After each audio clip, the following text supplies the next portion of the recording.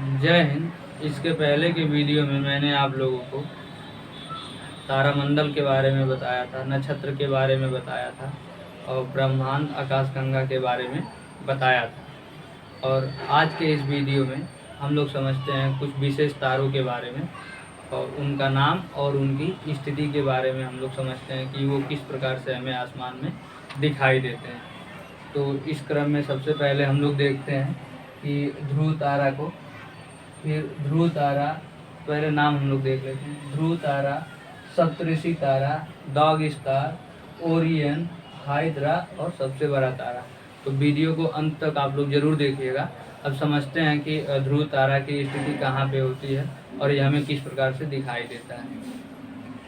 तो ध्रुव तारा जो होता है ये उत्तरी ध्रुव पे दिखाई देने वाला सबसे ज़्यादा चमकीला तारा होता है, जो कि रात में हमें दिखाई देता है और भोर के टाइम में ये बहुत अच्छा दिखाई देता है, बिल्कुल चमकता हुआ। ध्रुव तारे की स्थिति को समझने के लिए सप्तऋषि तारे के बारे में समझना बहुत ही ज़्यादा जरूरी है। सप्तऋषि क्या होता है? सप्तऋषि ये 7 तारों का ग्रुप होता है जो 2 भागों में बटा होता है। एक को उर्सा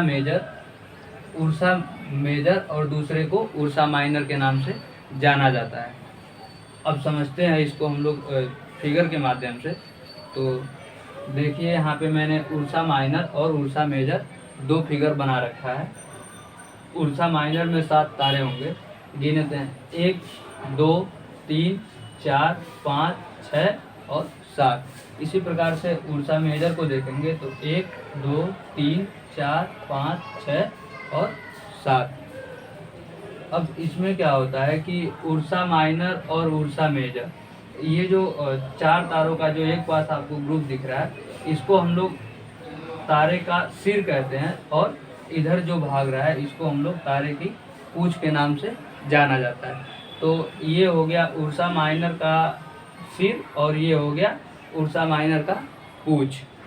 तो अब इसमें होता क्या है कि जब उर्सा माइनर के पूंछ को और उर्सा मेजर के सिर को आपस में मिलाया जाता है तो उर्सा माइनर के पूंछ की ओर और ज़्यादा जाने पे एक बिल्कुल चमकता हुआ तारा दिखाई देता है, जिसको हम लोग ध्रुव तारे के नाम से जानते हैं। ध्रुव तारा बिल्कुल रात में आपके सिर के ऊपर दिखाई देने वाला जो तारा होता है, एकदम चमकीला सा तारा, उसे ध्रुव तारा के नाम से जाना जाता है। ये आसपास के इसके जितने भी तारा होते हैं उन सब में आपको सबसे बड़ा और सबसे ज़्यादा चमकीला दिखाई देता है। फिर उसके बाद हम लोग समझे कि जो डॉग स्टार है ये कैसा दिखाई देता है। तो डॉग स्टार जो होता है ये बिल्कुल तारों का ग्रुप होता है जो हमें जब कुत्ता दौड़ता हुआ जिस प्रकार से दिखाई देता है उसी प्रकार से डॉग स्टार तारामंडल में तारे हमें दिखाई देते हैं। और ये जो हमने आपको बताया उर्सा मेजर उर्सा माइनर, इसको गांव में हम लोग सतदरिया तारा के नाम से भी जानते हैं। तो सतदरिया तारा का मतलब इसमें 7 दांत, 7 भुजाएं, जैसे 1 2 3 4 5 6, 1 2 3 4 5 6 और 1 7 भुजाएं दिख रही है, मतलब 7 दांत। सतदरिया तारा के नाम से जाना जाता था। इसके बाद अब हम लोग देखें ओरियन तारा क्या होता है। तो ओरियन तारा आकाश में ये कुछ ऐसे तारे होते हैं जिनका तापमान बहुत ही कम होता है और ये हमें शिकारी के रूप में, हंटर मतलब शिकारी होता है, जिस प्रकार से शिकारी अपना जाल बिछा के शिकार को देखता रहता है, सेम उसी प्रकार से ये हमें एक शिकारी के भांति ये आसमान में दिखाई देता है। हंटर तारा या फिर ओरियन तारा के नाम से इसे जाना जाता है। ये कम तापमान वाले तारों का समूह होता है। इसके बाद बात करें हाइड्रा तारा की, तो हाइड्रा तारा जो होता है वो बहुत घने मात्रा में, ये जो हाइड्रा तारा मंडल है इसमें तारों की संख्या बहुत ज़्यादा होती है और ये हमें बहुत ही ज़्यादा घने मात्रा में दिखाई देते हैं आसमान में।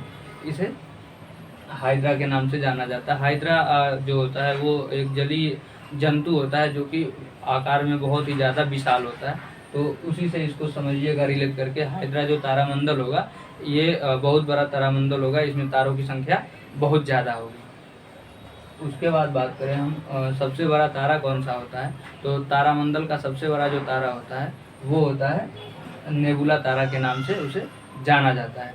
तो इस प्रकार से मैंने आप लोगों को कुछ तारे के बारे में, जो कि परीक्षा के महत्व से बहुत ही ज़्यादा ज़रूरी था जानना है जिसको, तो उसके बारे में मैंने आप लोगों को बताया। और अगर इन सब चीज़ों के बारे में समझने में आप लोगों को किसी प्रकार की कोई कठिनाई आ रही हो तो कमेंट में ज़रूर बताएं, मैं और ज़्यादा बेहतर तरीके से आप लोगों को समझाने का प्रयास करूँगा।